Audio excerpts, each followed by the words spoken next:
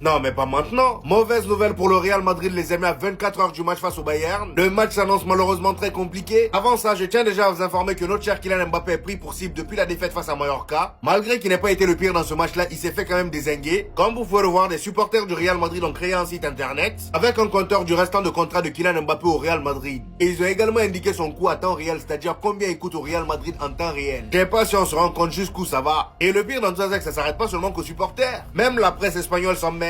On a Thomas Roncero, chroniqueur chez le média AS, qui a pris la parole. Et lui n'est pas allé de même moite, il a fait un gros coup de gueule. Il dit: je pardonne souvent Kylian Mbappé ses défauts car il nous sauve de nombreux matchs. Mais les jours comme aujourd'hui, c'est-à-dire lors du match face à Mallorca, je ne le vois pas se rébeller. Je ne l'entends pas dire je suis là comme le faisait Cristiano Ronaldo. Cette histoire de qualité commence à m'agacer. Je ne sais pas si j'ai besoin d'autant de qualité au Real Madrid. Ce que je veux, ce sont des gagnants et le Real Madrid a besoin de gagnants. Ils doivent changer la moitié de l'effectif, croyez-moi. Voilà, c'est donc dans cette ambiance-là qu'on part jouer face au Bayern Munich. Et pour vous dire, aujourd'hui en conférence de presse pour le match de demain, on a senti la tension. Étant donné que la plupart des questions étaient tournées vers Kylian Mbappé, ils ont demandé à Arbeloa est-ce que Kylian Mbappé comprend ce que représente le Real Madrid. Et Arbeloa a tout simplement répondu: il comprend parfaitement ce que représente le Real. Son rêve était de jouer ici et le chemin qu'il a parcouru n'a pas été facile. Vous pourrez m'en parler après le match face au Bayern. Il est sûr de lui, hein. Et ils ont posé les mêmes questions à Vinicius, bien évidemment qu'il a défendu. Et maintenant vous allez me demander c'est quoi la mauvaise nouvelle. Tout simplement parce que Harry Kane est de retour. Voilà. Comme par hasard, la liste du groupe du Bayern est sortie aujourd'hui et il est bien dedans. Ça va Bardi.